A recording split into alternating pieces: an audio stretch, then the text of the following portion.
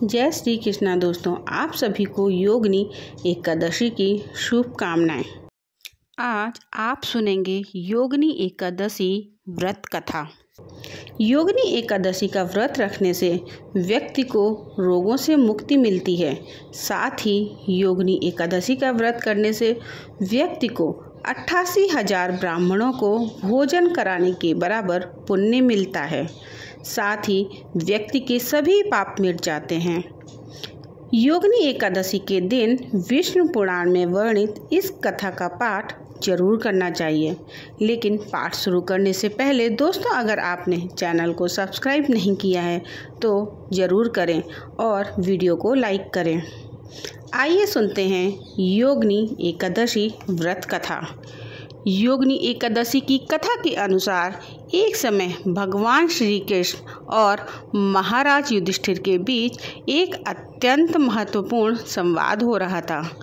महाराज युधिष्ठिर ने भगवान श्री कृष्ण से पूछा कि हे मधुसूदन, आपने मुझे ज्येष्ठ मास के शुक्ल पक्ष में आने वाली निर्जला एकादशी के बारे में बताया है।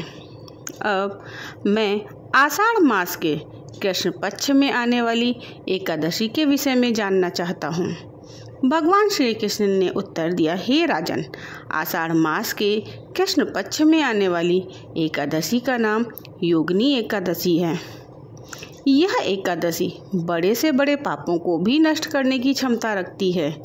योगिनी एकादशी की कथा के अनुसार अलकापुरी के राजा कुबेर देवताओं के कोषाध्यक्ष थे।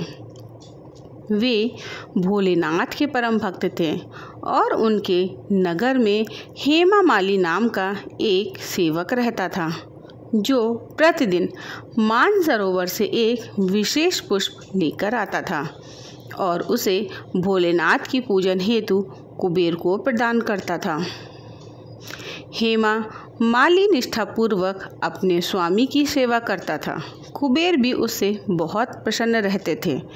इसी सेवक हेमा माली की पत्नी बहुत सुंदर थी, जिसका नाम विशालाक्षी था। हेमा माली अपनी पत्नी के प्रति बहुत आसक्त था। एक दिन वह प्रातः मानसरोवर से पुष्प लेकर आया, लेकिन सीधा अपने मालिक कुबेर के पास जाने के बदले वह अपनी पत्नी के पास पहुंचा।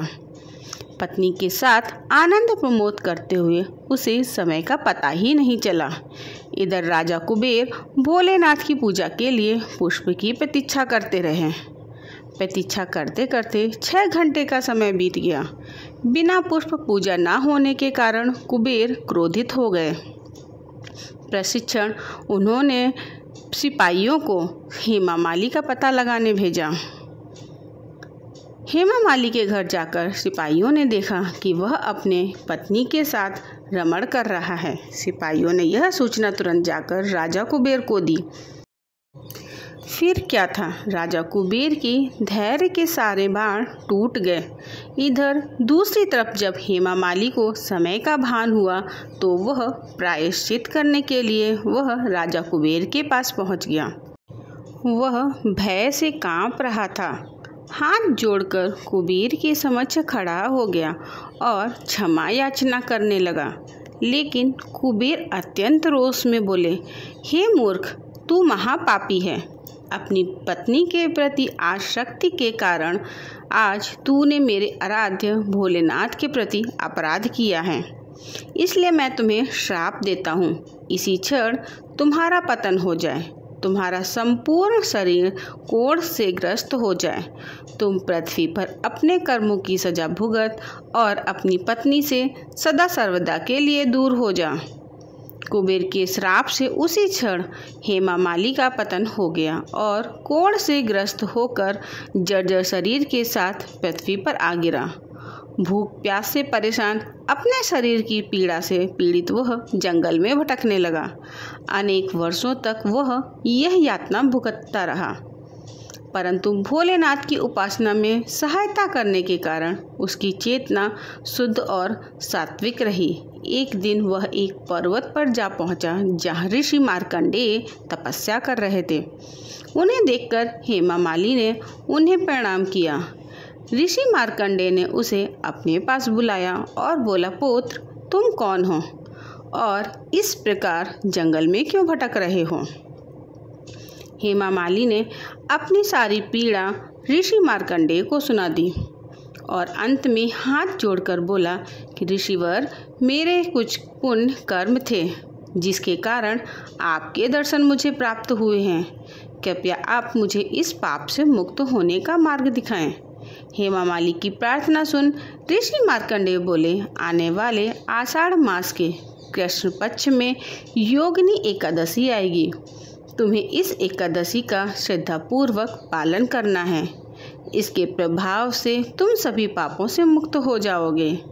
हेमा मालिनी ने योगिनी एकादशी के पालन का संकल्प लिया और वहां से चला गया। आषाढ़ मास में उसने योगिनी एकादशी का श्रद्धा और नियम पूर्वक व्रत पालन किया। व्रत के प्रभाव से उसका शरीर कोढ़ मुक्त हो गया। अपने पूर्व शरीर को प्राप्त करके वह अपनी नगरी अलकापुरी को वापस लौट गया। भगवान श्री कृष्ण कहते हैं, धर्मराज युधिष्ठिर, जो व्यक्ति योगिनी एकादशी के व्रत का पालन करता है उसे 88,000 ब्राह्मण को भोजन प्रदान करने का फल प्राप्त होता है। वह हर प्रकार के पापों से मुक्त होता है और अंत में वह आध्यात्मिक लोक को प्राप्त होता है।